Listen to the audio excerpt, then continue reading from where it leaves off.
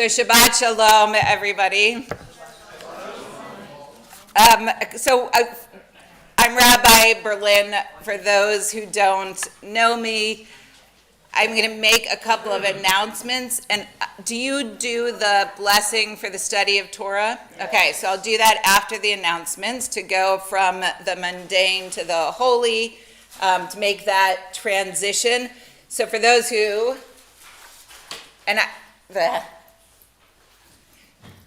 so please remind me, my tendency is to walk around while I'm teaching. If I start to do that, yell at me, please, because I want to welcome those of you who are live streaming. And if I walk away from the mic, you won't hear me. So for those who did not hear me say it, you're making name tense. We've gotten feedback from members of Torah study that people don't know each other's names. One of the big things that we as a clergy team are trying to do is build more community. You all are the beating heart of Torah study, so please make a name tent with your name on both sides, the way you want people to know you.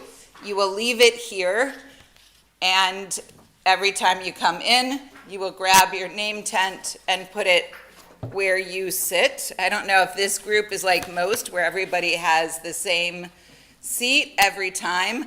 If so, one time, mix it up and see what happens.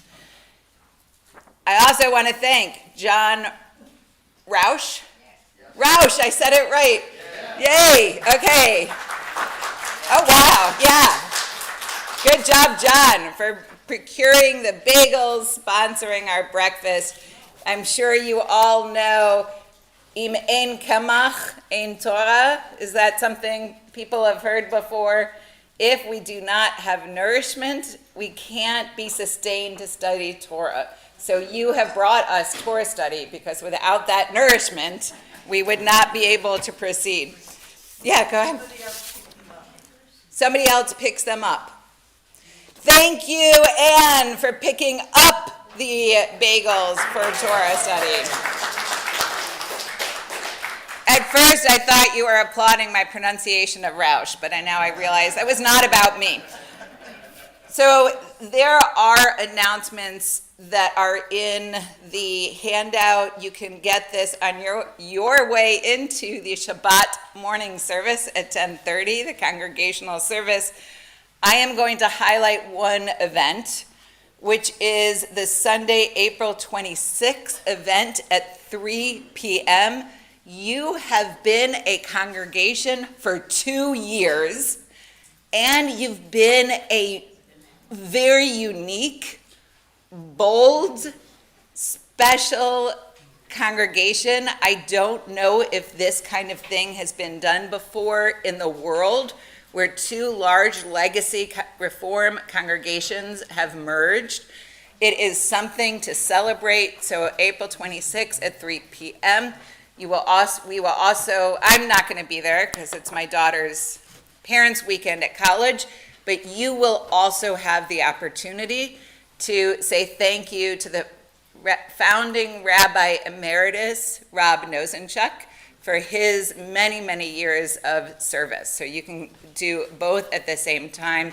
It's also a community building event, which I think hopefully you're picking up on that theme. Anything else I'm supposed to say before we dive in? Yes, Joan. Yes, I need someone to pick up bagel on the 16th of May. We have that opportunity. If you're interested in doing that, you'll do it? Okay. Is that Lou who said yes? Yes. Russell. Russell, thank you so much. Russell, do you have Safaria open?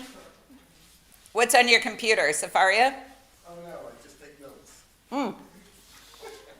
Okay.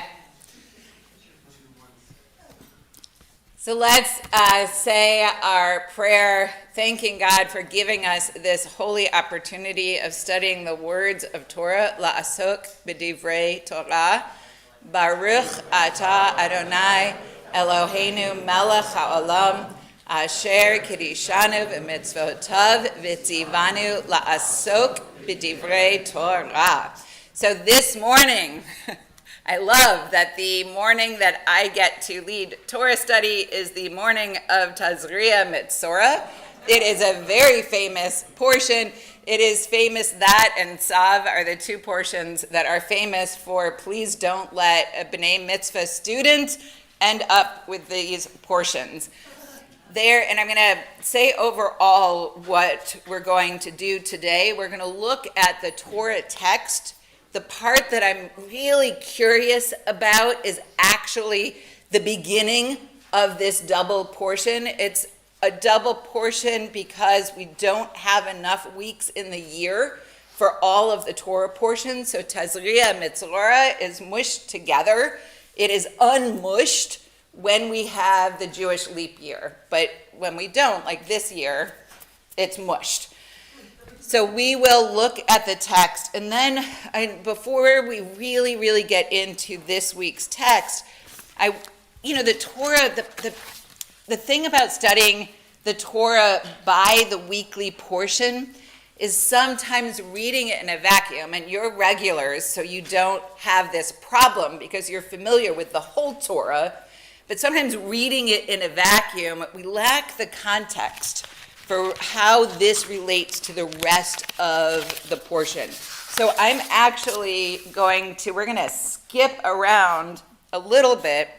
I just want us to go backwards for a moment to Numbers, forward to Numbers 19:11. So if you can open your, I almost said prayer books. If you can open your either Tanakh or, I don't know what people, Machzor, like whatever you have, to Numbers 19:11. Let me pull it up.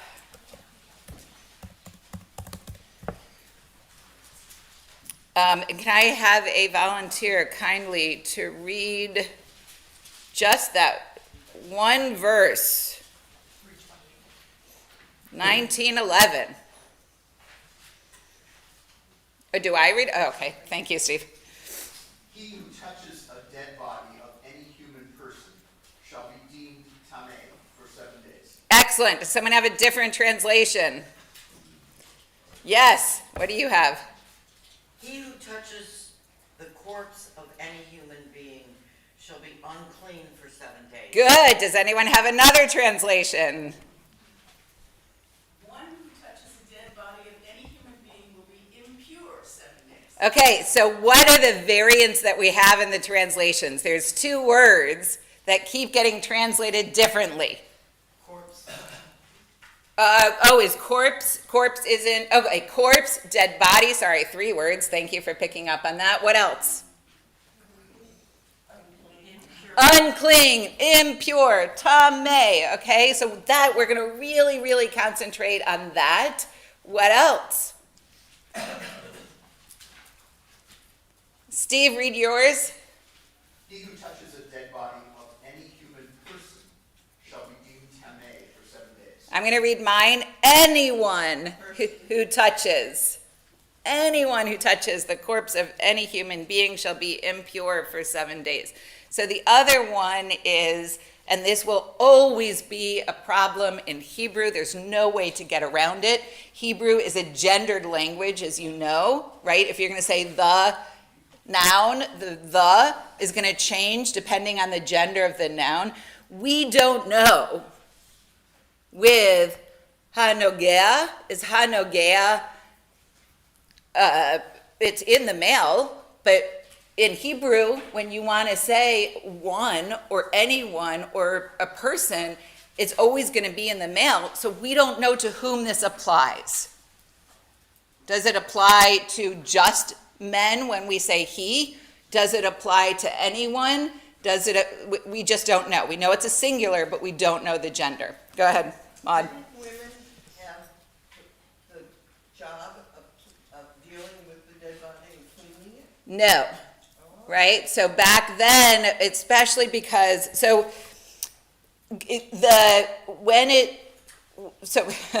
There are a lot of ways we could answer this. So the question is, do we want to answer it based on how it's set up in Torah, or do we want to answer it based on what type of archaeological and historic evidence we have? But either it was a male job or it was gender specific. So if it was a female corpse, it was women. So the Chevret Kadisha today, so Chevret Kadisha is the group of people who would prepare the body for burial. The Chevret Kadisha today is gender specified. Do you know what I mean by gender specified? Okay, Anne?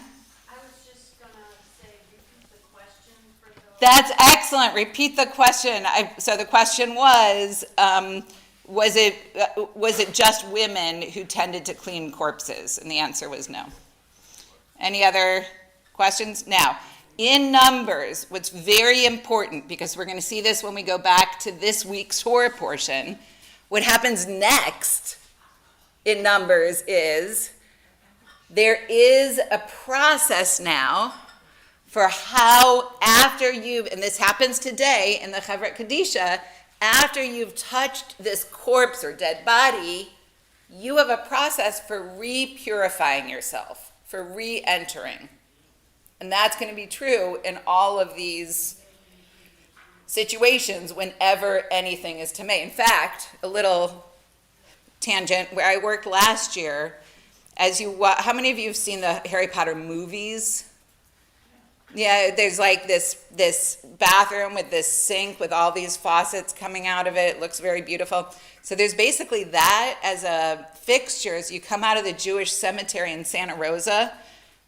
That is at the entrance, like as at the exit. Why is it there? You wash your hands, exactly. When you're leaving a cemetery, you say Netilat Yadayim, the prayer for washing the hands, as a way of quote unquote cleansing is the English word. We're going to talk about the problem with English in a minute. Cleansing yourself on your way out of the cemetery. You will also see, if you are going to a house of mourning during Shiva, during the week of like sitting at home receiving guests, what do you see? I saw people nodding. What's right there at the door? A basin to wash your hands. Why? On the way out of the house of Shiva, you wash your hands, or if you're coming from the cemetery, you wash your hands on the way in. And that comes from this part of the Torah. Okay, any thoughts or questions before we go to our Torah portion? Leviticus 12, verse 1, 12:1. Leviticus.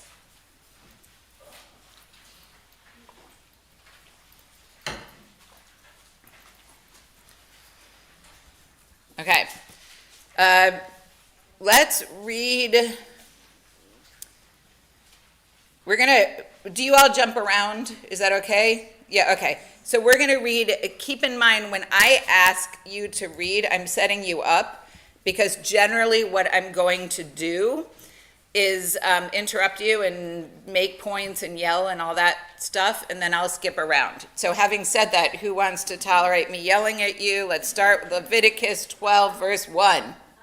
Thank you, brave. I will yell at you. The Lord spoke to Moses, saying, "Speak to the Israelite people thus: When a woman at childbirth bears a male, she shall be unclean 7 days. She shall be unclean as the time of her menstrual infirmity. On the 8th day, the flesh of his foreskin shall be circumcised." Okay, let's stop right there. Is that the first time we get circumcision? No. Okay, so I'm not going to spend too much time on the circumcision, but I am curious. Well, let's get another. Steve, can you do your, who's your translation? Who do you have? This is Fox. Yeah, okay. That's perfect. So my guess is there's 2 Hebrew words in your translation. There are 2 words that he doesn't translate. He doesn't translate Yud-Heh Vav-Heh. He doesn't translate Yud-Heh Vav-Heh. There are 3 words he doesn't translate. He doesn't translate Tameh. He doesn't translate Tameh. Anything else? Nida, does he translate Nida? No. Oh. It's translated as Jacob. Okay, so if you could read yours. Yud-Heh Vav-Heh,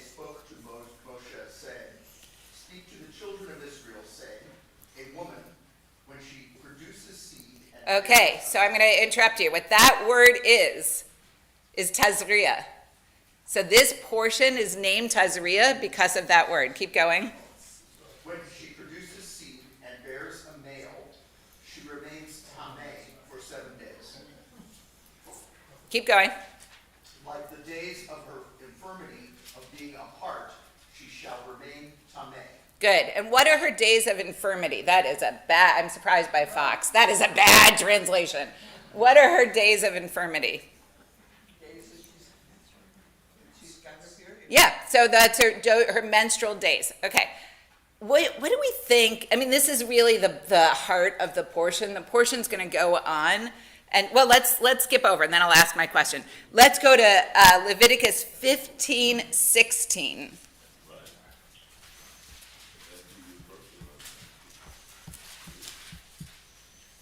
(15:16). Can I have another reader for 15:16?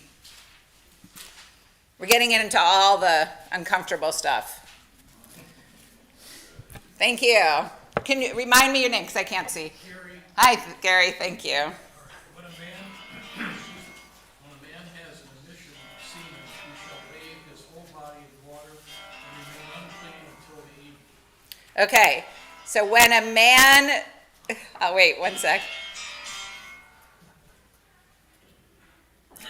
When a man has an emission of semen, he shall bathe his whole body in water and remain tameh until evening.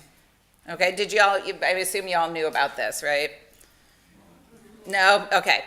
So what we have so far is a woman who bears seed is impure for 7 days.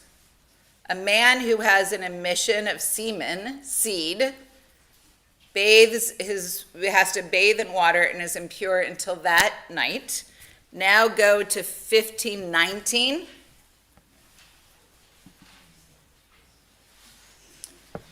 A reader, please. You're going to be talking about the period.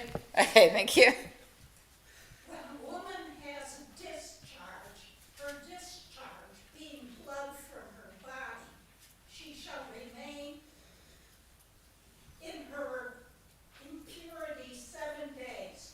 Whoever touches her shall be unclean until evening. Okay, so a woman who's having her period remains in that impure state for 7 days, and whoever touches her, even touches her, also becomes impure. So I'm going to pause here. I want to hear from you. What do you think is going on with all of this? And I don't want to push the narrative too much yet. So do you have? I just wanted a quick question. Does that include her children? The question is, does that include her children? Can her children be impure? Ooh, I think I knew the answer to this at one point in my life. I will get the answer for you by the time we're done. Anybody else? Steve? Well, the biblical narrative has a certain fascination with blood, and anything that's involved with blood, which for the male it's not blood, and for the female it is, there are always special rules that apply. Okay, so the biblical narrative has a fascination with blood, and whenever there's blood, special rules apply. Before we go on to the next comment, why does the biblical narrative have a fascination with blood? What's in that blood? It's considered the life force. Our very soul exists inside of our blood. Why is kosher meat so dry? You have to drain the blood. Why do you not brine a kosher turkey?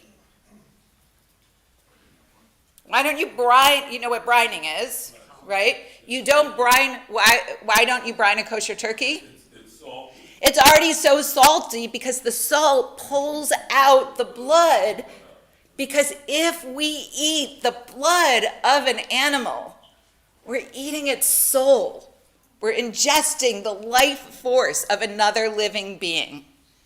So a woman who's bleeding for I don't know how many days and survives that, Her life force is coming out of her, and yet she survives.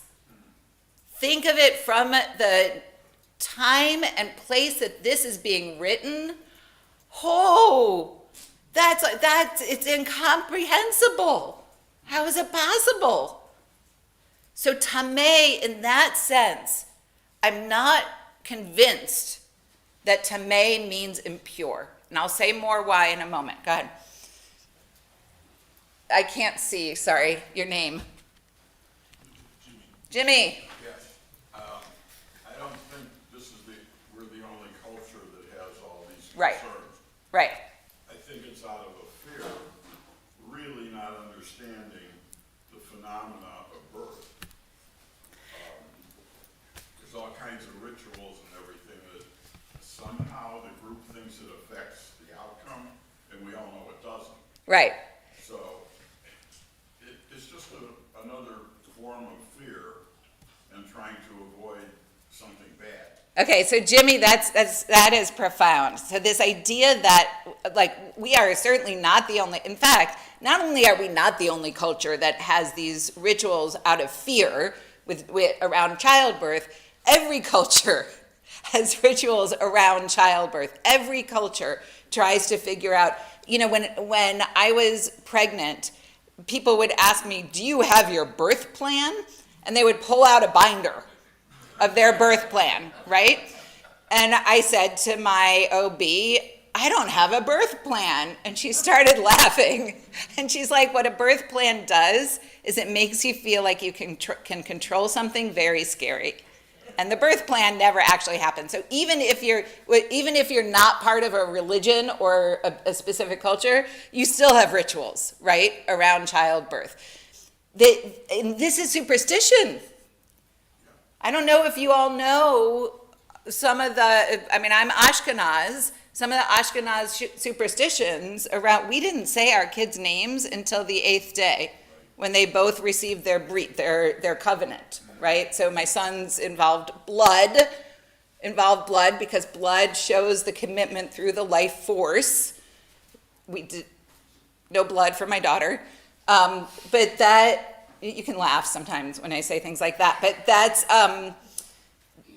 a superstition. That's a recognition that in those first 8 days, that's the scariest time to be a parent, especially the first-time parent. What are you doing when your kid's asleep? And let's say finally sleeps for more than 3 hours, what are you doing? Are they breathing? Right? So all of these rituals, not having baby showers, not the poo-poo-poos, this is all because of fear, that we're trying to get a sense that we can control something. You wanted to add to it, Jimmy? Well, also, think of the overwhelming phenomenon of a child coming out of a person. Even today. I don't have to think of it, yes. Even today, it's a miracle. Right, you look at, a friend of mine looked at a ship in a bottle, right? These ships that are, and she's looking at that and she's like, wait a minute. She's just like, she was pregnant. She's like, how does this work? And that's, for a human being to produce. Now, the Torah actually gives us, I'm going on a tangent. I assume that's okay to step outside, the Torah gives us some foreshadowing that that's how it works. So if you go to Genesis, I don't know if you can think about when God speaks things into creation, how does God create the tree? The tree is created, and I think this is so beautiful, with its seed and ability to create life inside of itself. So the way it's described is it's saying, I, the God character, or God, however you believe, I am going to create this life-giving force that has the ability to recreate itself. So that's the foreshadowing for what humans can do. Vivian, did you have your hand up? Yeah, nobody's mentioning actual danger. Well, I think that's what Vivian said, no one's mentioning actual danger. I think that's what Jimmy was referring to. Women die in childbirth. Yeah. And back then, a lot more. Babies die in childbirth. Babies die in childbirth. Women die in childbirth. Back then, the infant mortality rate was extreme. I don't know percentages, but extremely high. Now it's just, for Black and brown people, and it's still very high in the United States. If you don't know that, we should. The infant mortality rate is very different depending on how you present. But it's very frightening, and today it's very frightening, right? There is a lot of danger in this. So is that why women are tameh? Is it the danger? Is it the life force in the blood? Is it the fear? Why are women tameh both during the menstrual cycle, also during childbirth, and why are men tameh when they produce semen? These are interesting questions, and these are the ones that we're going to tackle. I'm probably not going to have time to get into why there's a different, women remain tameh and in the tent longer for a baby girl than they do for a baby boy. I don't know that we're going to have time to get into that, but I'm prepared to if we want to. Did you have a comment? No. Okay. So just a couple of notes about what's going on here before we look at some of our sages. So I know Rabbi Klein is a philosopher, and he pulls out a lot of philosophy. I'm a rabbinics lover, so I'm really pulling out Talmudic, Midrashic, and medieval rabbinics.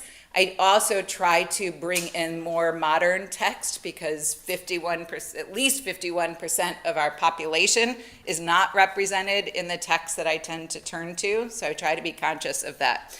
So we're going to look at a lot of rabbinic texts in a minute, but one of the things to keep in mind is that the system in Torah and halakha, Jewish law afterwards, is all about category.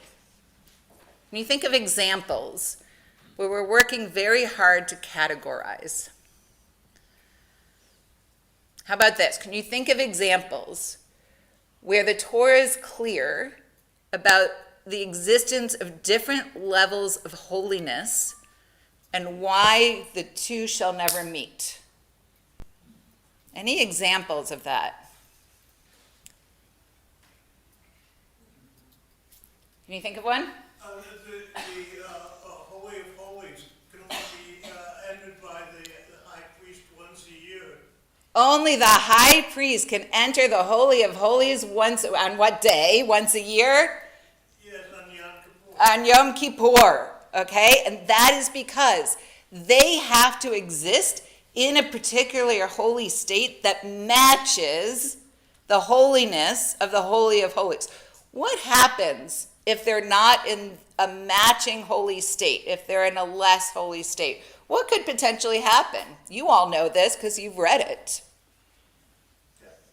Death. What kind of death? Struck down by. Simultaneous combustion, right? Nadav and Abihu. They were not in the proper holy state and didn't match the holiness of what they were offering, and therefore they were struck dead. It's this idea that the categories that the Torah has creates this idea that you can't mix these categories or you could die. When the 10 Commandments were given, what were we, and we were all there, by the way, what were we, if you don't believe me, I'll take you back to Nitzavim and we'll study a whole other Torah portion. What were we supposed to do when the 10 Commandments were being spoken by God from Mount Sinai? Where were we? Building a golden calf. Well, that wasn't the 10 Commandments. That was the rest of the Torah. Yeah, we were bad people, but not that. So not the golden calf, but when the 10 Commandments were literally being spoken, you all heard God's voice, by the way. You were all there, and you all heard God's voice. Where were you when it was happening? And not just at the bottom of the mountain, but right? We were standing at. Why were we standing at that distance? Because what was happening on the mountain was God, the bat kol, the very voice of God was coming down, and that level of holiness, had we been too close to that level of holiness in our not matching holy state, what would have happened? We could have died. Think about what the priests have to do before they make sacrifices. They have to go through particular rituals and wear particular clothes so that they're protected with they're at either the right level of holiness or they're protected. There are all sorts of laws that want to keep things in their category. So I'm going to go one step further, and then we're going to look at, wait, let me just make sure I'm saying everything I want to say, and then we're going to look at the rabbinics. What are the kashrut laws about? Keeping kosher. And I'm not talking about milk and meat. That's a whole other set of, that's more about fences around the Torah. But why do we keep kosher? Vivian? Well, we have to be very careful about how we kill an animal, how we slaughter it, how we take it apart, So that's from halakha. which parts we're allowed to eat. So Vivian says we have to be very careful how we slaughter an animal, how we take it apart, which parts we eat. That's halachic. So that's actually not in the Torah.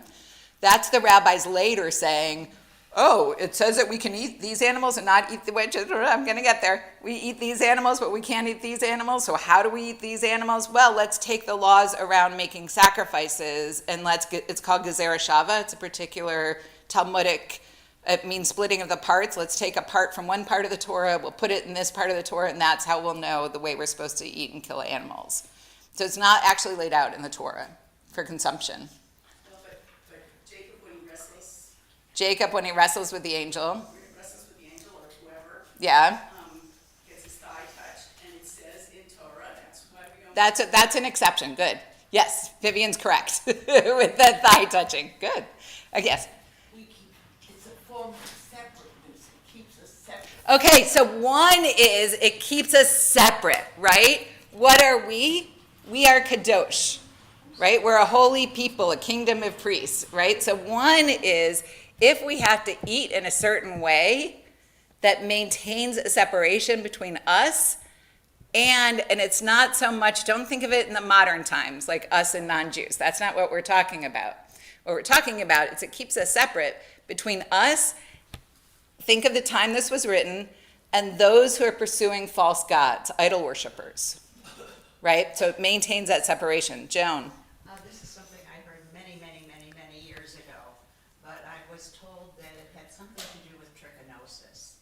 Oh, okay. That with trichinosis. So I'm going to say a word about that.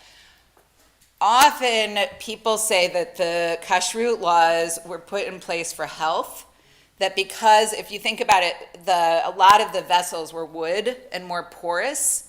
So from keeping milk and meat separate, there was a way of avoiding trichinosis or other health issues.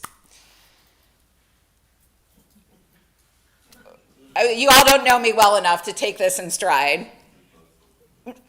No. like that, we've found both scientifically and archaeologically that's probably not the case, especially because what I'm talking about right now is more about what's in the Torah. The separation of milk and meat doesn't come up until later in the rabbinic text. That's halakha. And wait, if I say this, I'm going to contradict what I say next. Remind me to say one more thing about it after I make my other point. Because if I say it now, you won't believe me when I make my other point. Michael, your hand was up? It was about to be. And you changed your mind? No, I scared you when I said no, I scared you. No, you just read my mind. So the way I think about the kosher laws is it is a sort of an inconvenience in the course of the day that reminds us that That's we live beautiful. in God's world and not in our own world.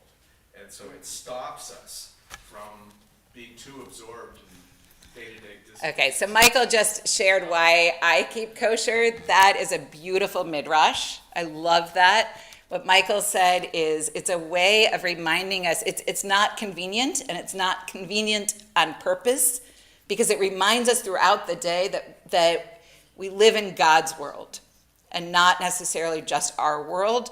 Like we would call that in modernity, we might call that mindfulness, One of the things I love about the way I keep kosher is I have to appreciate, and this is true with all the blessings. We're supposed to say 100 a day, because what that forces us to do is appreciate and recognize what's happening in front of us in order for us to say the proper blessing. So I can't put anything in my mouth without pausing first. Sing song. I'm speaking sing song. No, you're going to do something today, and I'm reminding you. I'm going to sing a song Yeah. of sixpence.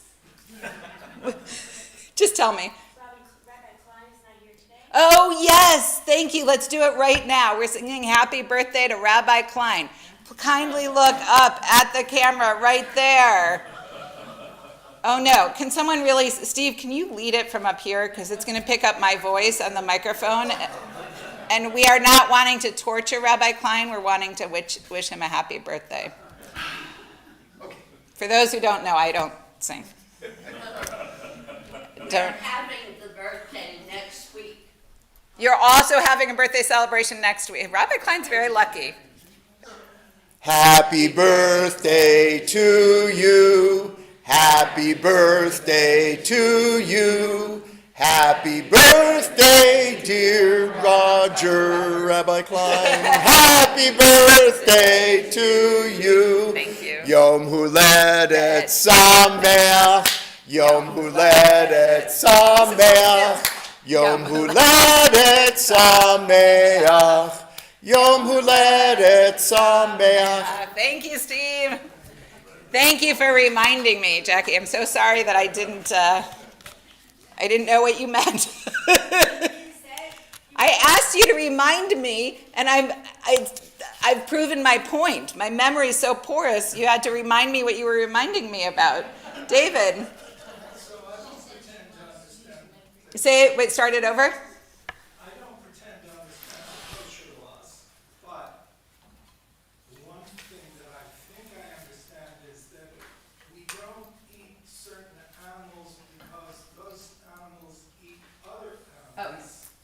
And so, Right, so the bottom feeders, what David's point is, we don't eat certain animals because they consume other animals, right? They're because of where they fall in the food chain.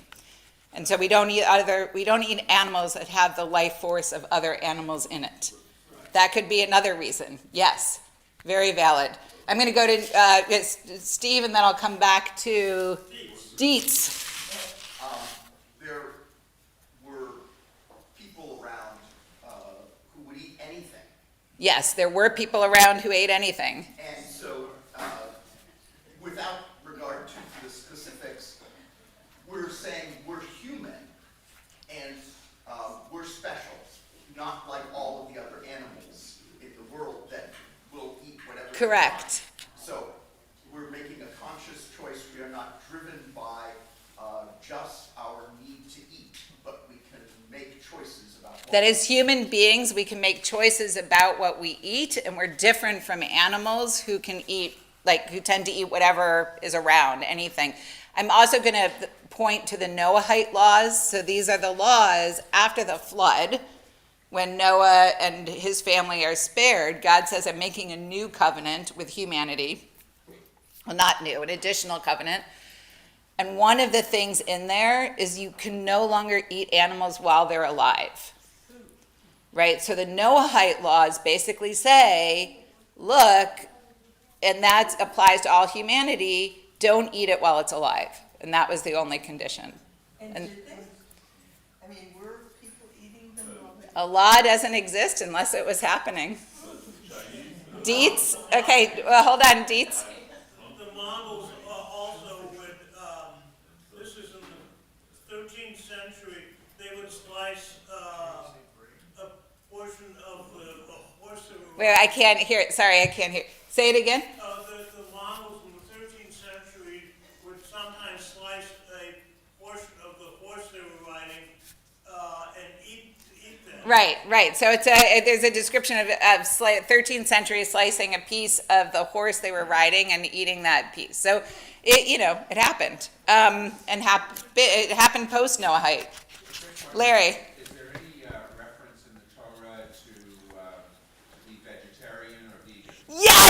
the question is there any reference in the Torah to be vegetarian and vegan? I do hope I get to the laws of today, but this is very exciting.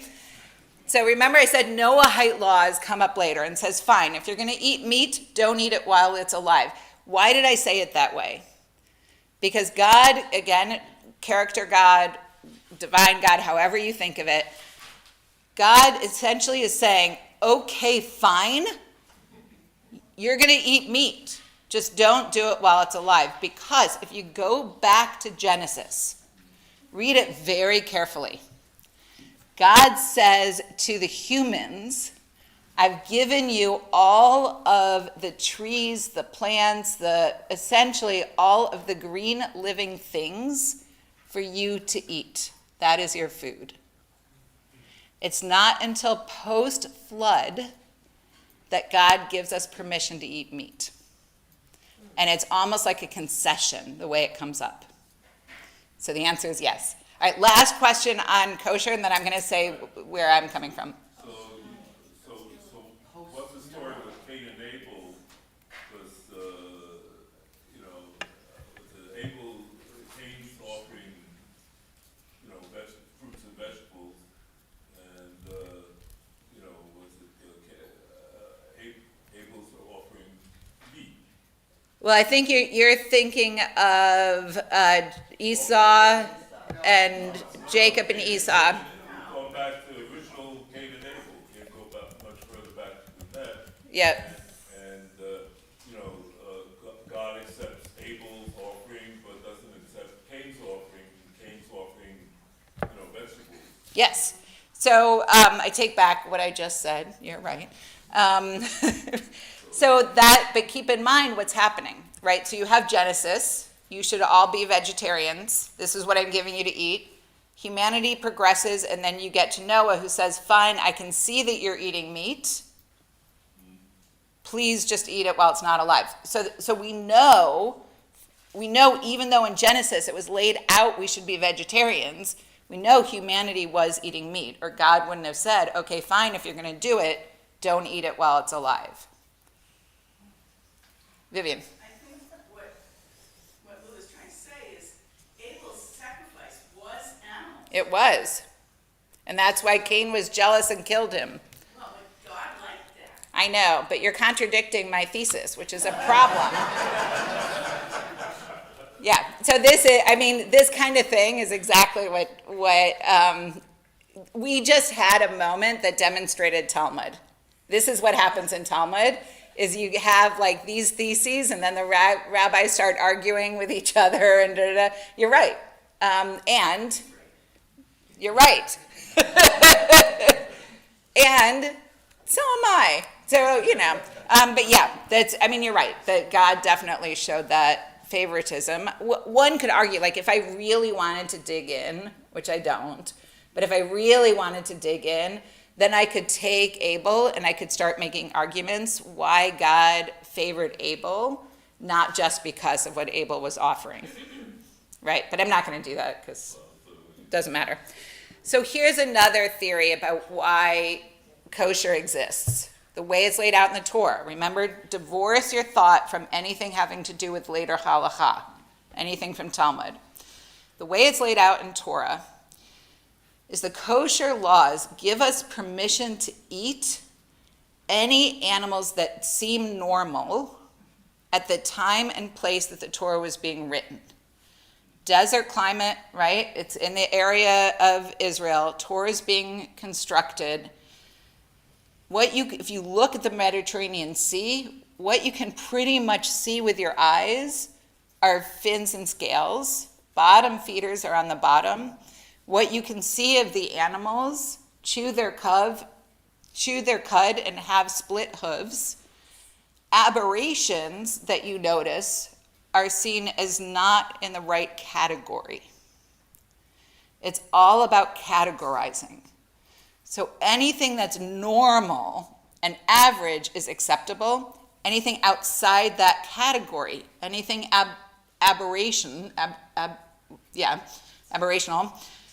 is considered tameh, is considered unclean. We have the same word now in our Torah portion, what is going on here most likely has to do with, and I'm not an apologist, by the way. I do not like when we talk about why women, can't read from the Torah if men are present, or lead services, or why we cover our hair if we're more observant. I'm not an apologist. I'm not somebody, I hate when people say, oh, it's because we're closer to God.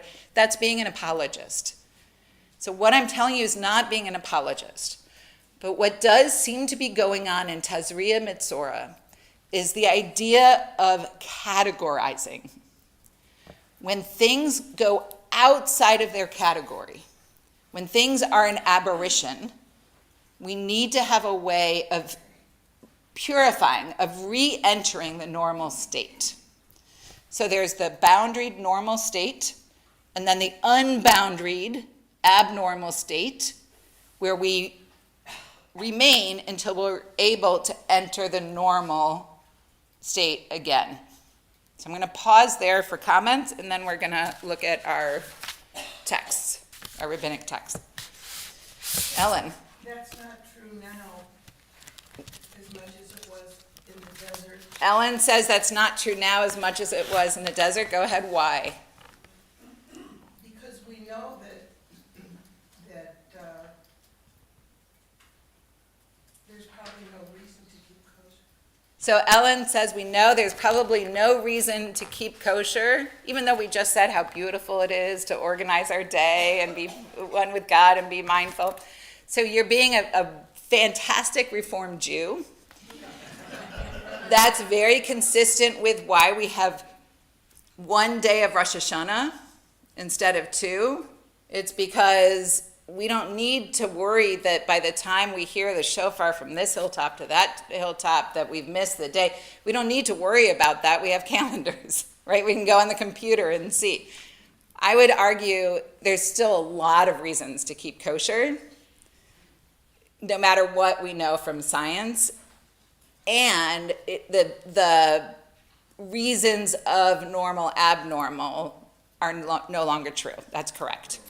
Okay? I'm going to go to Dietz, and then I'll come back to this table. Isn't it broadly a matter of social discipline that if we observe these limits, even though they're not physically necessary, psychologically it has an importance? Okay.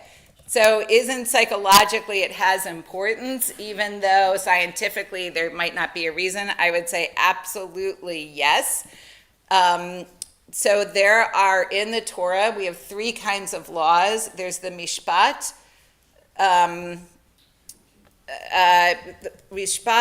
chok, and chukim, right? Edot. So mishpat, chok, and one other. The categories are laws are given where God explains why. That's one category. Laws are given without an explanation, but we can figure it out. That's another category. And then there are the chokim, the chok, where a law is given with no explanation, and we can't figure out why. Those are the most precious laws. Because by obeying them, we're saying we have faith, we're told this, we're just going to obey, even though we don't know the reason. Okay, this table. The problem of what Ellen is saying, which does exist, is the assimilation gets exacerbated. And if you're looking for a scientific reason for everything, you pretty much could throw all religions out the window, because they're all based on faith, not science. Right. So there's an argument against Ellen that the idea of being a separate people. She's right, but I'm saying. Yeah, she's right. So I'll say, this is why I said, look, there are a lot of reasons to keep kosher. We don't need to debate whether or not it's worth it. Ellen's right, and there's still other reasons. Okay, is this about whether or not to keep kosher or a different point? Different. Okay, go ahead. Well, somewhat related in the sense, I think a basic tenet in Judaism is that Judaism likes to We do like distinguishing one thing from another. So anytime, like for example, linen and. Chatnays, yes. It's not because there's any particular reason, it just says, this is this and this is that, and keep them separate, and, that seems to work in a lot of cases. I'm so glad you shared. That's another great example. So the idea of we like to keep things in their categories and separate. Chatnays is one such example. You can't thread together linen and cotton, right? So two categories. Although there could be another argument made that the reason for that is actually labor laws, because as a tailor, trying to thread together a very strong piece and a weaker piece is unfair to the tailor. But yes, also it could be categories. Isn't it linen and wool? Yes, it's linen and wool. You are correct. Thank you, linen and wool. At least they came up with chatnays out of the blue. Yeah. Ooh, say it louder, Carol. With chatnas, the difference between linen and wool is plant and animal. The difference between linen and wool is plant and animal. That's excellent. Okay, so it's another categorical differentiation. Very good. You all are good. I like it. Okay, let's take out the sheet that I passed around, and I took a copy for myself, but let me find it. Okay. So this really has to do, I don't know how many of you are adept at Hebrew. Do we have any Hebrew speakers, readers in the room? Vivian, how are you with rabbinic Hebrew, though? Okay. So I added the Hebrew in case there were people who wanted to look and see what the actual text says. Just for clarity, this is rabbinic Hebrew, which is very different from biblical Hebrew, which is very different from modern Hebrew. Unfortunately, in rabbinical school, we had to learn all three, well, also liturgical Hebrew and Aramaic, and I remember some. So I did this by oldest to newest. What's the Mishnah? Does someone tell me what the Mishnah is? Commentary. Oh, who said oral?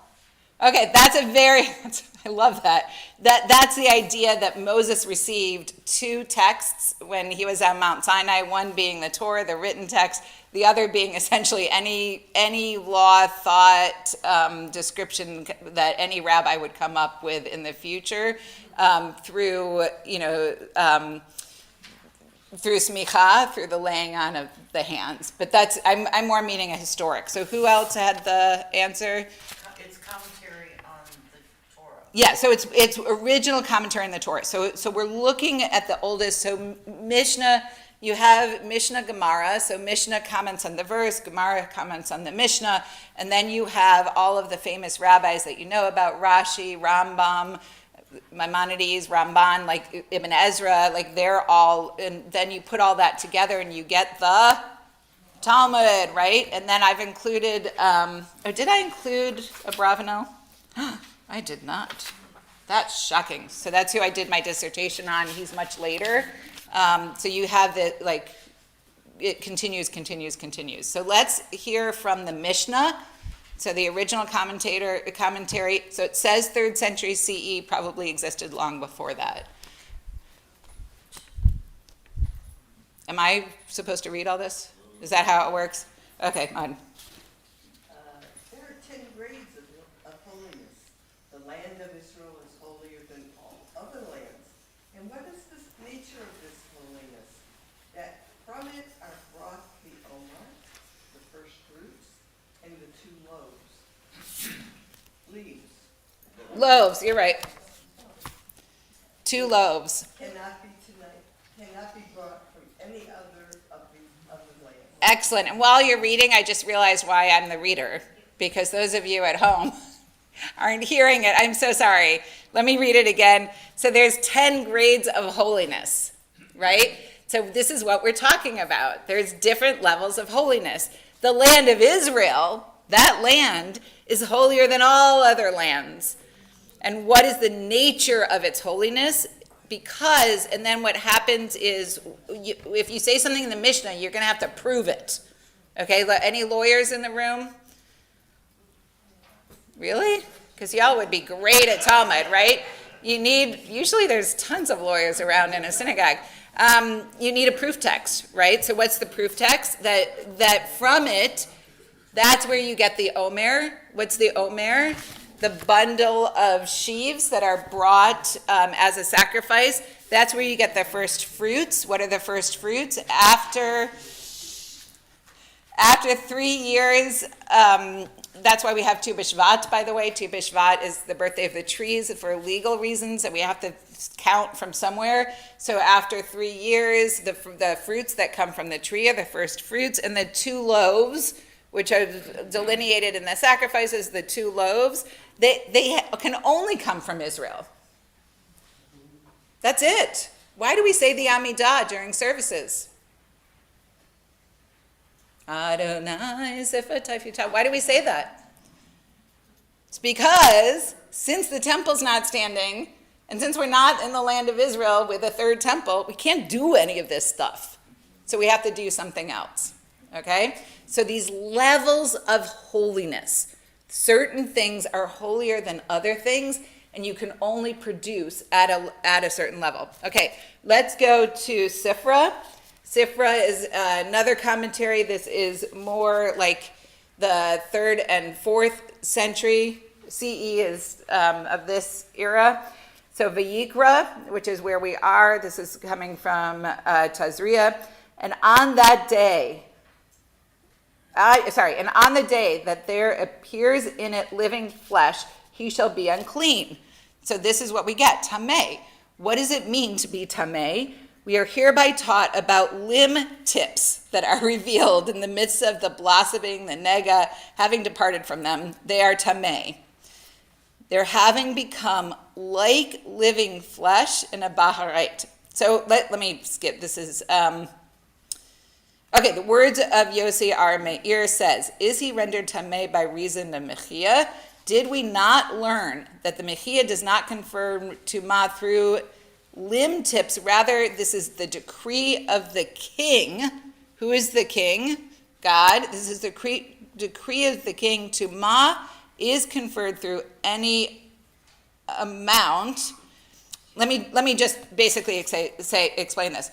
Through the decree of the king, there is always a process, and you can always re-purify and bring back in any amount something that has been categorized wrong or moved out of its category. So while Tazria Metzora is about these boundaries, the decree of the king says something can always come back into its boundary. We've been talking about Tazria. What's the Torah portion Metzora about? Houses. About what? Houses. Not just houses. What would, let me get there. Okay, we think it's leprosy, right? So we have all of these scaly spots. Is this ringing a bell? We have all of these scaly spots. Who's in charge of determining whether the scaly spot is actually a problem or not? The priests. So the priests inspect these scaly spots, and if your scaly spot has emission, has pus, what do? You have to leave the community.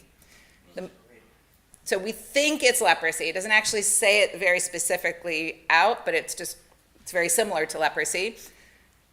The people who are outside the community, what happens to them? Are they exiled? They're alone and uncared for. They are cared for. There's a process for caring for them. But it's not an exile. Because what happens? There's a way of re-entering. There's ongoing inspection. And when those scaly spots are no longer deemed a problem by the priest, there's a path to re-entry, to coming back in. Yeah, with sacrifice, right. But the important thing for us is that there's a process back in. There's always a way back. What does it mean when we, yeah, go ahead. I have a question about that. On the portion you're talking about, it says they're brought back. Does that mean that they're actually, they go get them at that point? Or does it mean that they're internally motivated, they're brought back by this desire to rejoin the community, which or both? So when you say desire to rejoin the community, can you say it a little bit? What do you mean by it? There's somewhere it says they're brought back, they shall be brought back or something. Yeah, yeah. Well, that's what I'm asking. Is it, they're physically brought back, a priest goes and gets them? Right, because, so what it has to, if picture, I don't want to walk away from the mic. Actually, I have to walk away from the mic. So picture this, right? Here's the area, like here's the community. I'm in the community, hi, having fun, doing my thing. Michael is a priest. I notice a spot, Michael looks, and what does Michael say? Oh no, I'm a problem, I go over here. All right, I am being taken care of, I'm dealing with the leprosy, there's health care, there's food and stuff. I think I'm clean. What happens now? Do you mind moving around, Michael? No. The priest comes, and you say what? All clear. Okay. Right? That's the physicality of it. Thank you. Michael, I appreciate that. Vivian? I'm thinking this whole concept of being brought back. You can't just walk back. It's not up to you. Right. Somebody has to say it's okay and go with you. Yes. Okay, so we're okay with tangents, right? I'm going to go on a little tangent with that too. So in Mitzorah, it's this idea that you're brought back. Now, there's a bit of a problem. This relates to, it only relates because of later, like Midrash and writings from the rabbis. They link this idea of leprosy to what other part of the Torah? Who becomes Tameh? Miriam, right? And so, why does somebody get leprosy? According to some rabbinic sources, because they're what? Lashon hara. It's a punishment for gossip, right? I don't like that. I think that's, it's blaming people for their own health issues. I think that's a problem, but whatever. If you think about being away from the community because of El Chet, what does El Chet mean? We say it not just on Yom Kippur, we say it during the weekly prayers, non-Shabbat weekly prayers too. Tachanun, it's a certain prayer that we say. What does El Chet mean? El Chet shechatanu lefanecha. The sin is how it's translated in most machzorim and most high holiday prayer books. That's not what it means. It means missing. I missed the mark. Al chet shechatanu lefanecha. The idea is, if I had a whiteboard, I'd draw this for you. The idea is we have a path that Torah lays out. Sometimes we wander outside of that path. That's the al chet. And then what do? We work our way back into the path. Now, here's the thing. Al chet, when this happens, sometimes there are victims of our behavior. In Judaism, what are the laws about making amends? What has to happen? There are certain conditions. Go to the person and try to make the amends. Okay, you go to the person and try to make the amends, but you can't do it right away. Because the next piece of that is if they accept the amends, what's the next law? What's the next condition? Michael? I'm going to guess that you have to actually not do it again. That you have to not repeat the behavior, right? So, which means, it's an excellent guess. Makes logical, I love Judaism. It's so practical, makes logical sense, easy to guess. If you are outside the community because of a sin that has victims, you cannot make amends until you know you're not at risk of repeating the behavior. Is that something that you can self-observe and self-decide? You need to be brought back in. With more serious transgressions that actually cause victims, somebody else decides when it's time to reappear. So after Me Too, there were a lot of famous men that were quote unquote Me Too'd, right? And some of them, a year later, well, I'm fine now. Come read my book, have me as a lecturer, let me make this video, buy my stuff. It's not up to them. They're not the ones who get to decide. They have to be brought back in. So excellent point, Vivian. Other comments on that? Okay, we're going to go to one of Rabbi Klein's favorites. We're going to go to Maimonides, the Rambam. As you, I'm sure, know by now, 12th century of this era. This is in the Guide for the Perplexed. Y'all have read the guide, right? Why are you laughing? I don't know. You read some of it? Well, I don't think it was a Torah study, though. I think it was in a separate class. Oh, he taught in a separate class, the guide. Have you ever done it as part of Torah study, reading parts of the guide? No? Yeah, okay, that's what I thought. Okay, so I'll read the English. So Maimonides is great, but really, really hard to parse. So this is the great principle which you must never lose sight of. That's very Maimonidean, right? Maimonides is the like he's very clear. He's Aristotelian. He's what? Aristotelian. Illustatarian? Illustrious. An Aristotelian. He is an Aristotelian. Very good. After having stated this principle, I repeat that the object of the sanctuary was to create in the hearts of those who enter it certain feelings of awe and reverence in accordance with the command. Now remember, Maimonides is a very good attorney because he has to do his proof text. So Leviticus 19:30, you shall reverence my sanctuary. But when we continually see an object, however sublime it may be, our regard for that object will be lessened, and the impression we have received of it will weaken. What's he saying here? When something becomes familiar, we start to take it for granted, right? So in this works, his explanation here works for everything. It works in friendships, it works in marriages, it works for art in our homes, it just works. Our sages, considering this fact, said that we should not enter the temple whenever we like. You can't just wander in there, because that's the familiarity we're trying to avoid. What's our proof text? Our proof text is Proverbs.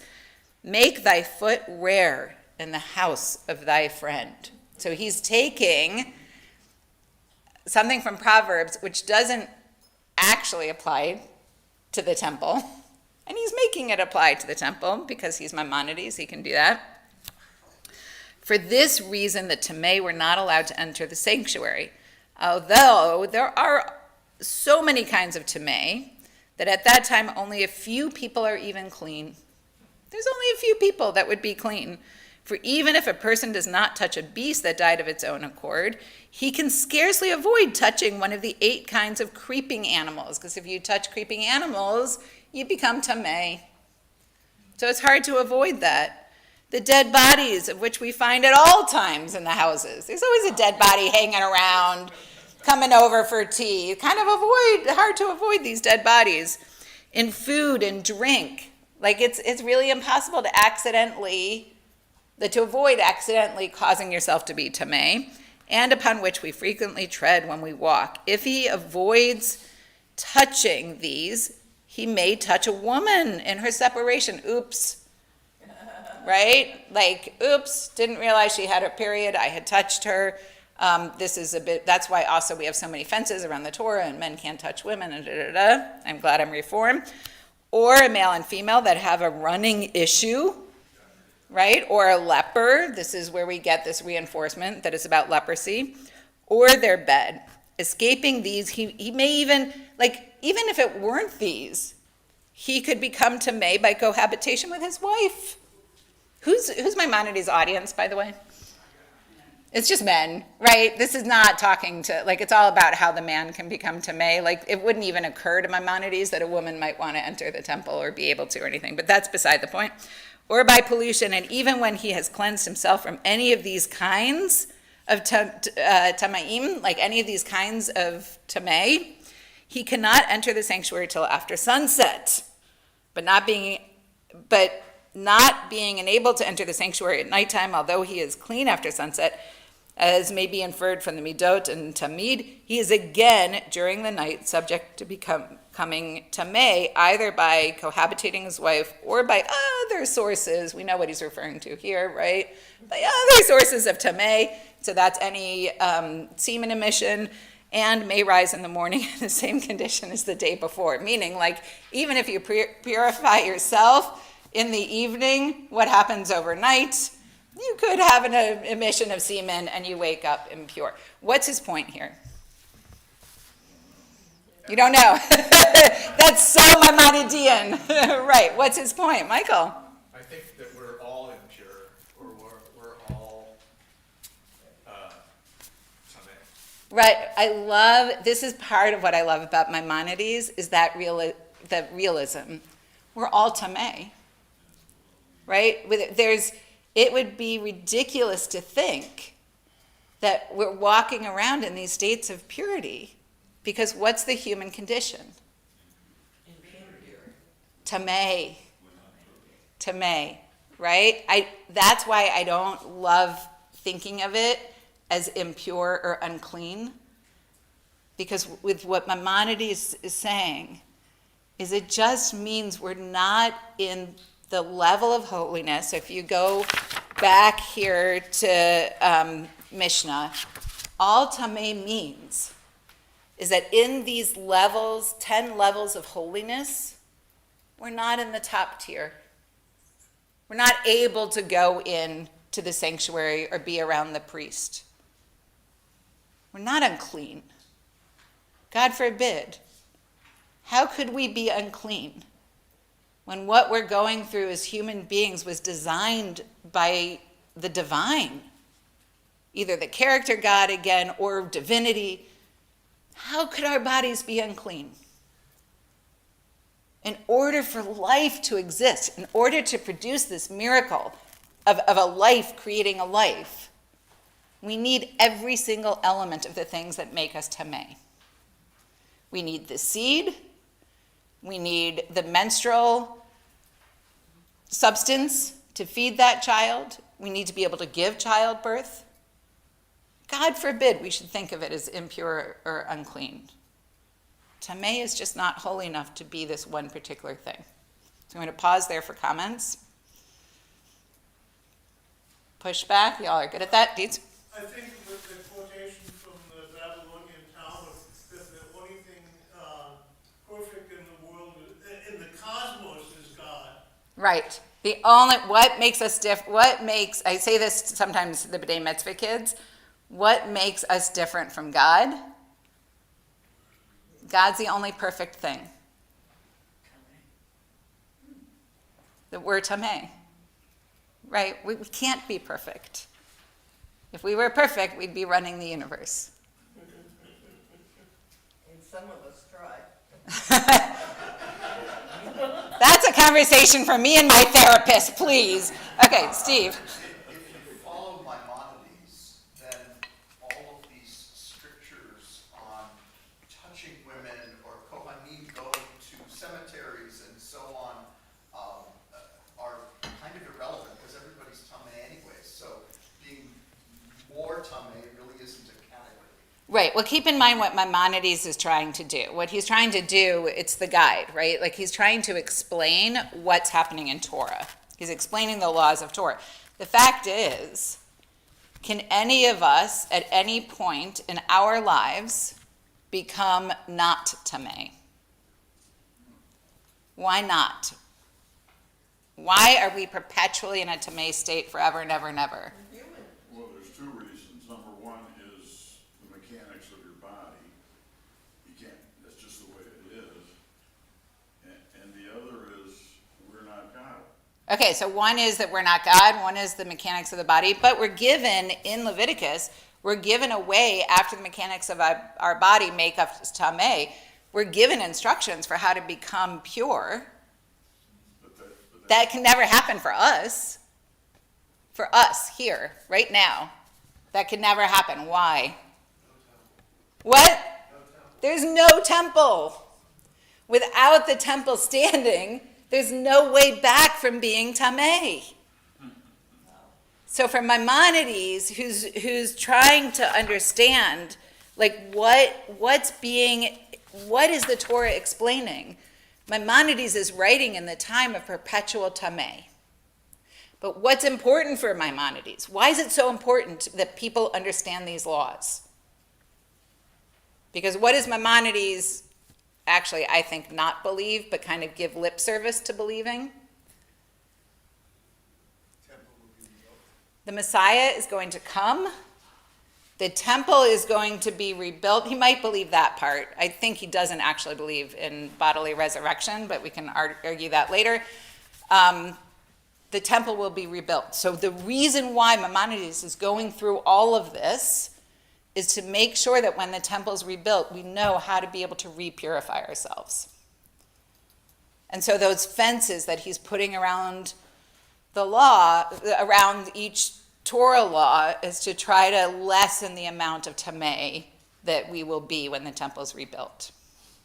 So this idea, by the way, that a woman can't walk around with the Torah, can't do a hakafah, well, if only women are in the room, right? Or that the Torah can't be brought to the women's side of the mechitza for a woman to kiss. Why is it that a woman can't do the hakafah, and that in a more modern Orthodox does it, but in a more fundamental setting, the Torah is not brought on the women's side of the mechitza? What's the reason? She might be having her period.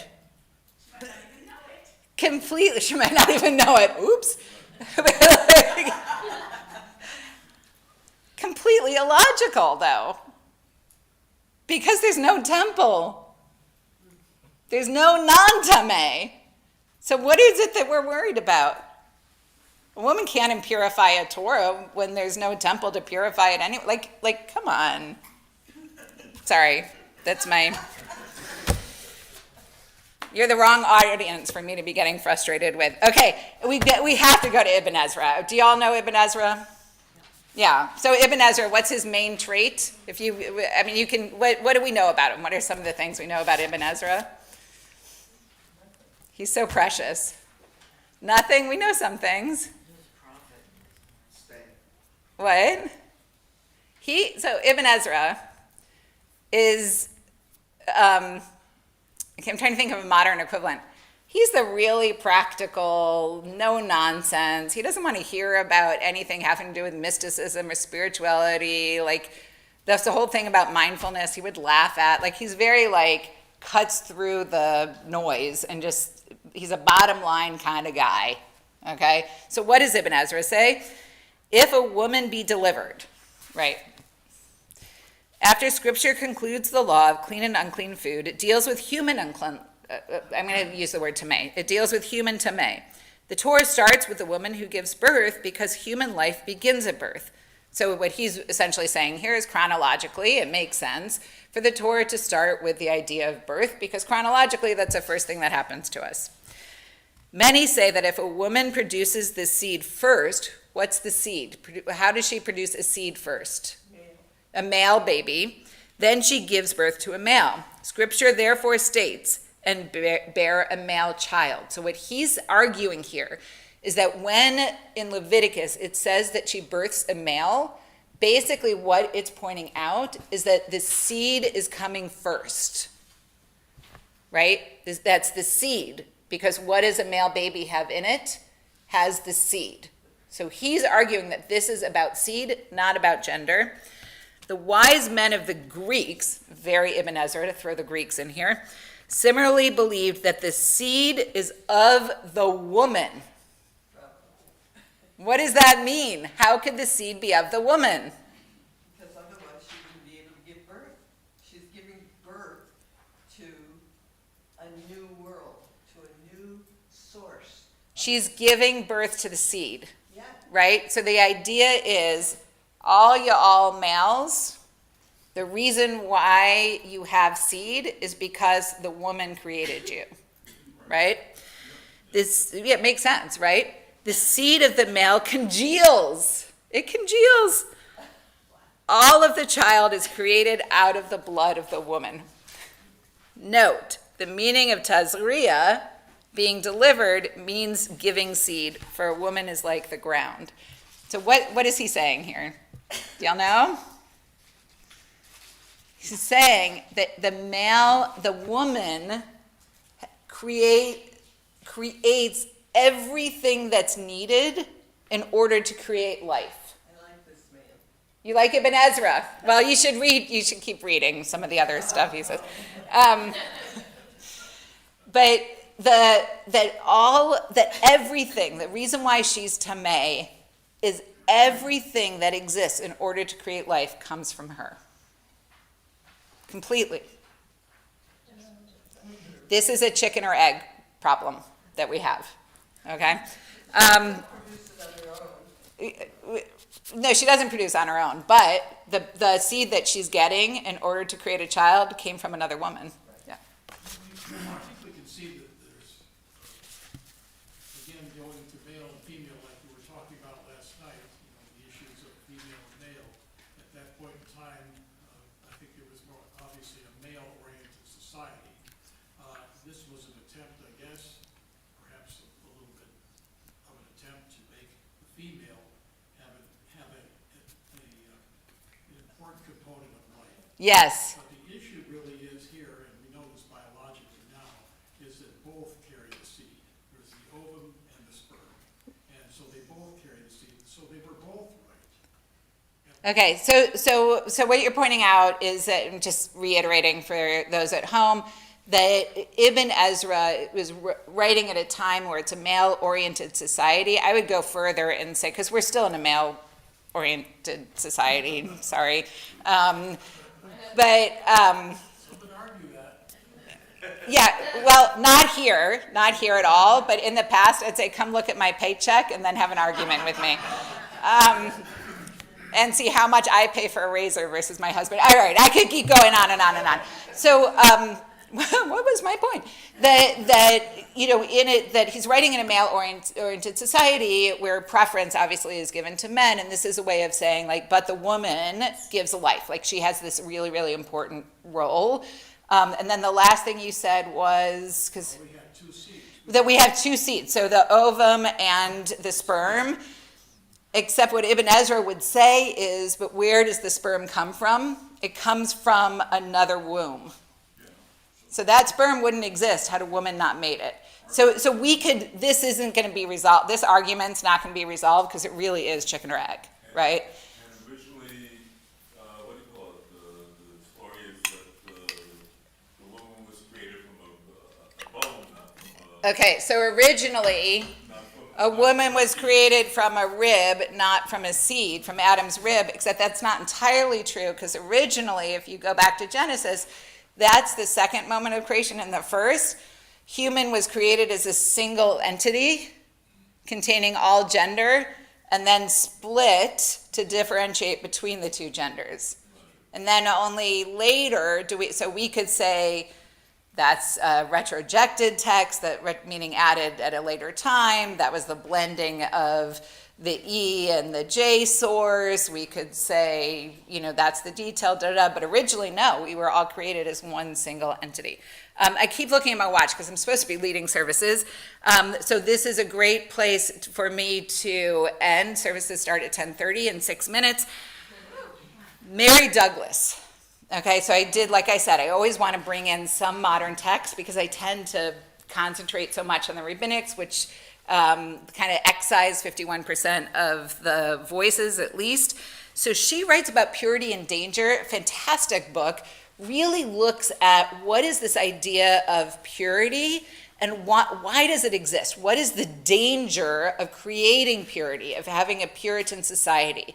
So it's not purity and danger, meaning there's purity and then there's the danger of tameh. What she's saying is having purity laws, having nidah at all creates danger. It creates danger really for everybody.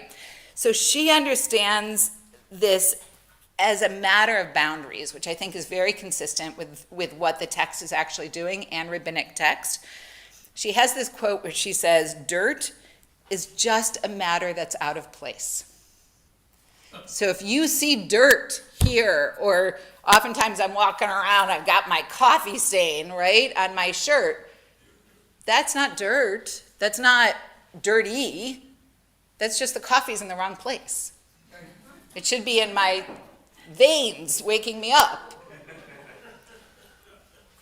Tameh is just a matter out of place. We just need to put it back in place. So it is my prayer for all of us here, I know I'm ending 5 minutes early, that everything stays in place. Chaolim, chaolim, nikavim, nikavim. That part of your body which should be open remains open. Nikavim, nikavim, and that part of your body that should be closed remains closed, and all of our bits and pieces remain in place. Shabbat shalom.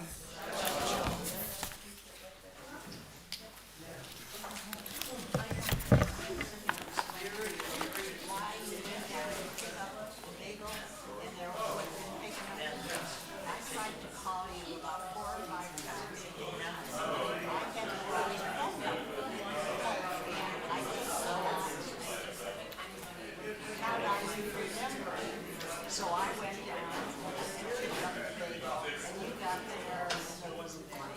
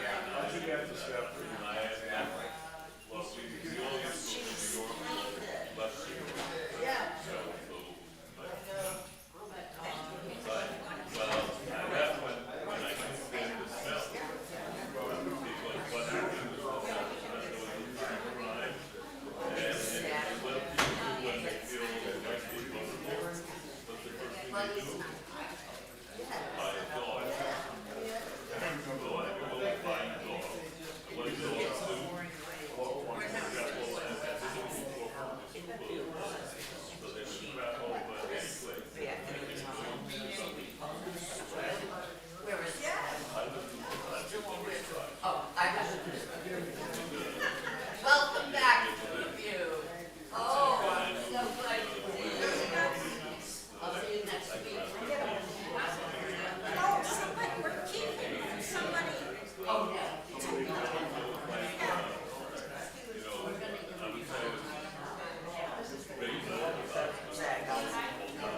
Next week. I'll give you a name. Oh. No, no, no.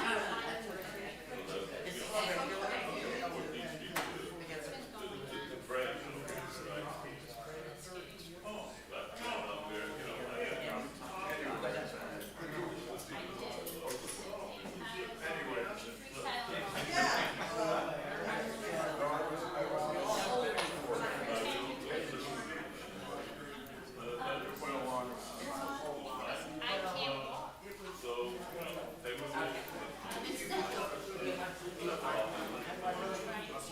Russell, it's a standing Standing in the shadow doesn't make it any better. And getting out of bed in the morning.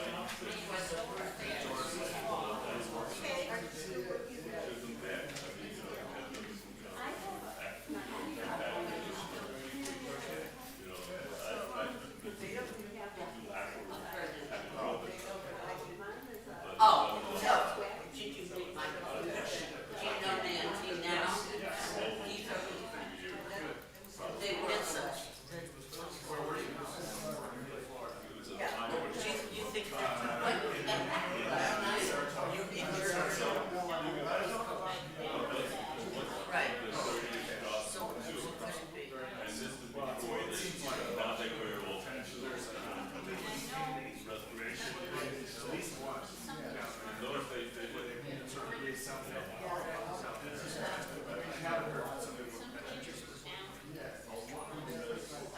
You don't want to be a chiropractor. That would be able to, you know what I mean, be able to fix it. Yeah, I know, they don't.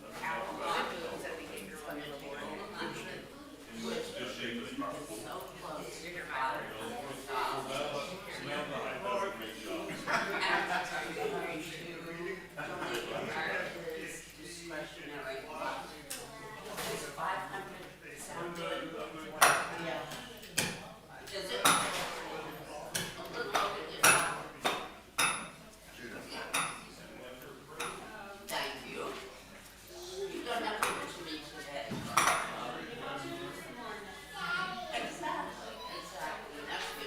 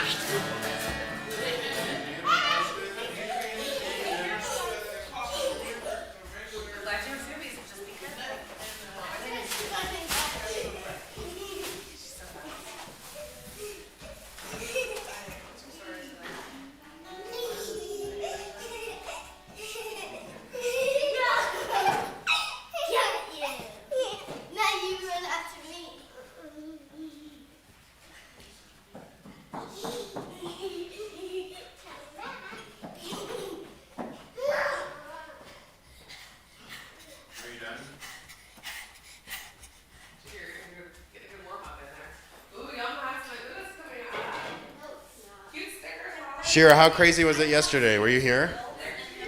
Was there a lot of people? Oh yeah, almost a full house. Full- We probably had like 2 rows empty on that choir side, but they were behind us. Yeah.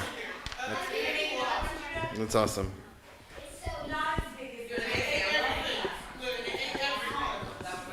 They always do.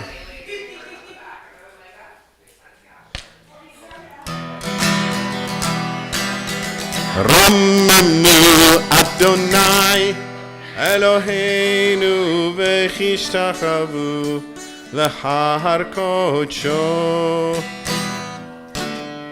Ki kadosh Adonai Eloheinu romemu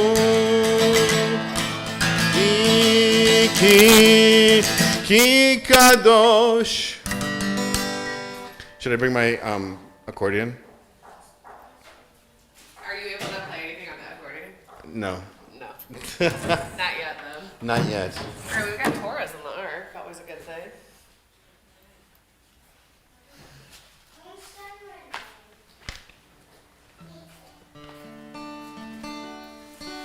Avinu Malkeinu, Avinu Malkeinu.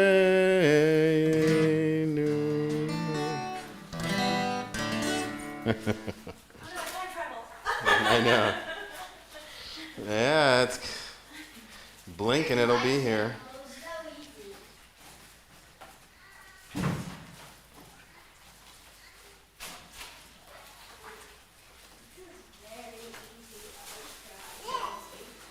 Looks good, Orly. I love it.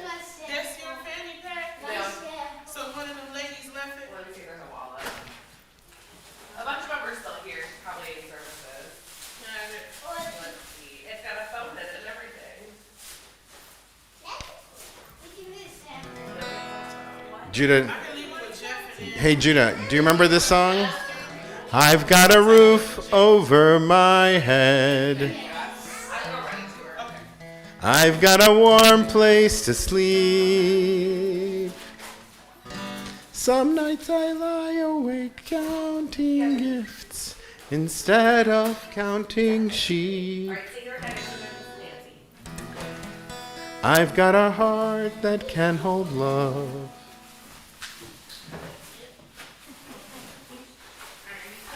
I'm gonna go rinse the kitchen and get the rest of this stuff and make sure he.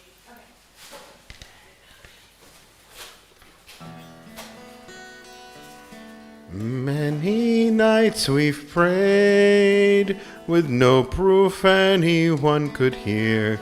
In our hearts a hopeful song. Barely. No. Although we know there's much to fear. We were moving mountains long before we knew we could. There can be miracles when you believe. Though hope is... Wait, what was the song that you were playing, or that you were singing on the car?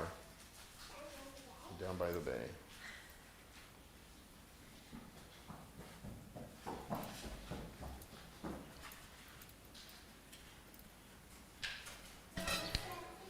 Orly. Down by the bay, where the watermelons grow, back to my home, I dare not go, for if I do, my mother would say, have you ever seen a goose kissing a moose? Down by the Orly Bay, down by the bay, where the watermelons grow, back to my home, I dare not go, for if I do, my mother would say, did you ever see a whale with a polka dot tail? Down by the bay, where the watermelons grow, back to my home.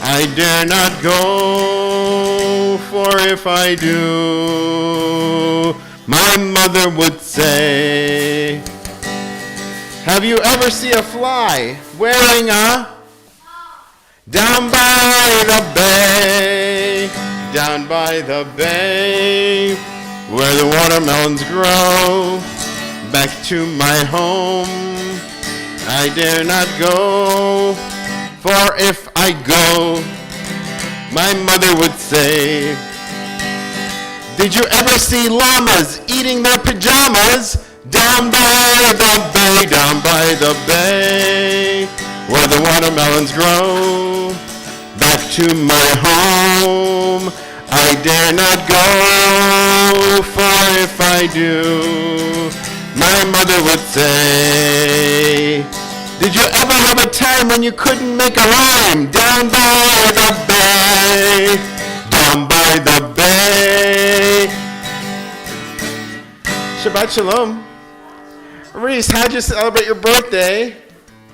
What'd you do for your birthday? You got balloons. Awesome. Oh, that's awesome. Thank you, Charles. Daddy's gonna make a slushie. Daddy slushies are probably epic.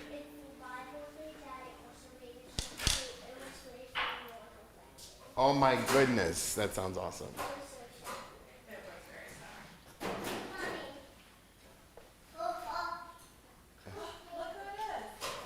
You say hi to Carrie? Yo, birthday boy, Mackenzie, what's up? What up? No love?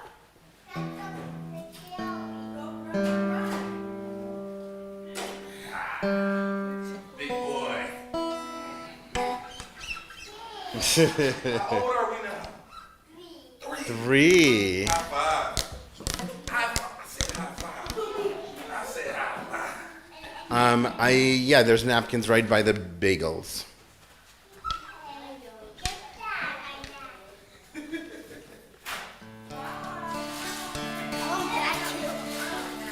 Mackenzie's gotten so tall. Oh, there he goes. Come on. You're gonna give Carrie a bad back.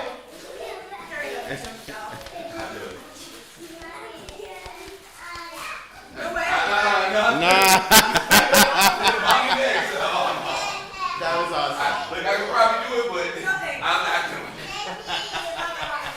That was great. Mackenzie, Reese, do you guys have any requests? Song requests? Not as a detective, just want to fool you. Play that way. What song? Mode Ani? You can do Mode Ani. Do you do, let's see, you do Mode Ani. Oh yeah. Let's do that. That's been such a long time since I've done that. That's great.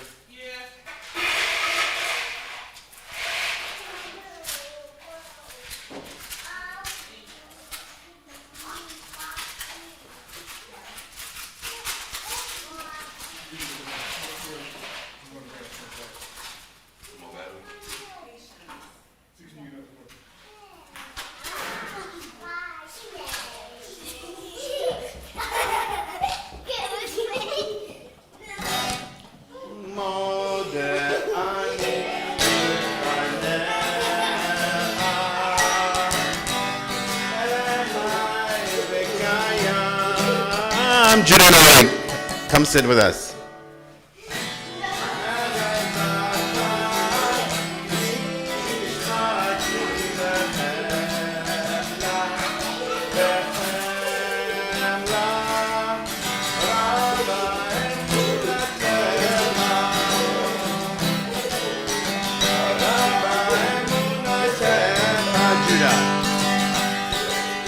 מודה אני לפניך, מלך חי וקיים, שהחזרת בנשמתי בחמלה, רבה אמונתך, רבה אמונתך. Any other? This is the doctor. No, keep chasing. This is the doctor's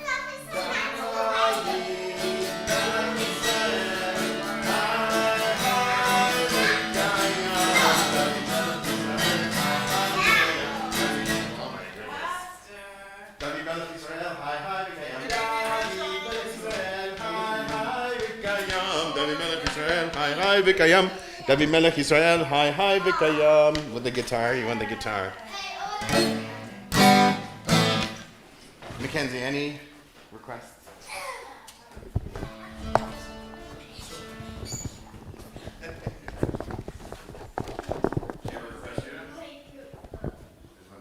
Judah, do you have any requests for songs? No. Worldy, do you have any requests for songs? Sweet as honey? That's a good one.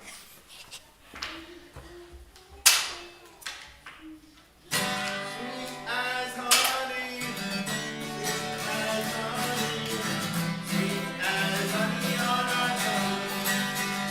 Sweet as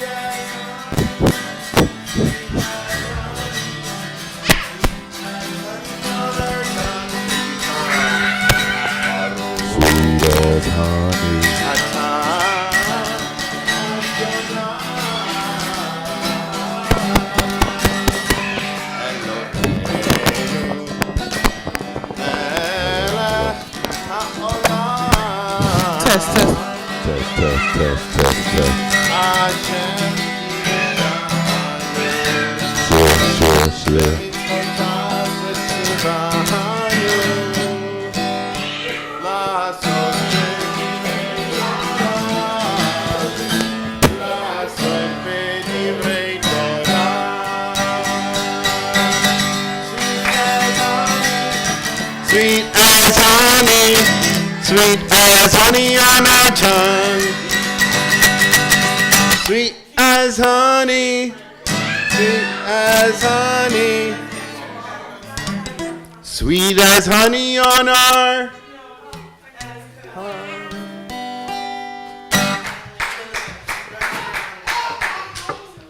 Any other requests?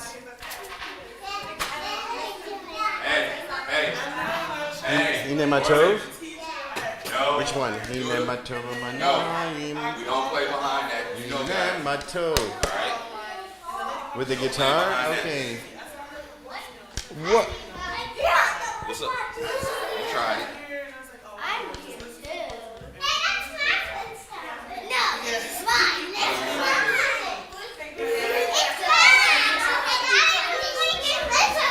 Are you staying here to listen to I'm so funny. Put it back here. Not yet, not yet. Hold on. Once everyone gets here. Welcome, everybody.